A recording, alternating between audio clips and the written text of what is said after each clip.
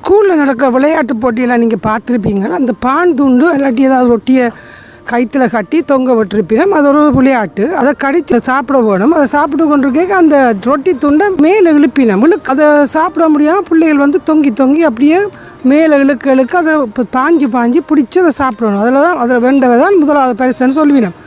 அது மாதிரி தான் எங்களுடைய வாழ்க்கையும். இப்போ எங்களை இப்படி ரொட்டி துண்டை நாங்கள் எப்படி பாஞ்சு பிடிச்ச மாதிரி ஒவ்வொரு நாளாக ஒரு ஓட வேண்டிய ஒரு இக்கட்டான நிலைக்கு தள்ளப்படுறோம். அது சமூகத்தாலையும் சரி, வீட்டுக்குள்ளே இருக்கிற எங்களுடைய குடும்பத்தாராலையும் சரி, அல்லாட்டி என்னாலையும் சரி, ஏதோ ஒன்றை தேடி ஏதோ பிடிச்சிட்டு பேருந்து திருப்பி என்ன செய்கிறோம், என்ன ஒன்றுக்காக ஓடுறோம்.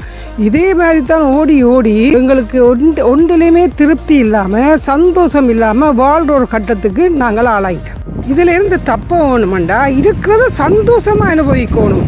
அதை அனுபவிக்கிறத விட்டுட்டு திருப்பி அடுத்ததுக்கு ஓடுறத பழக்கத்தை முதல் நிறுத்த வேணும்.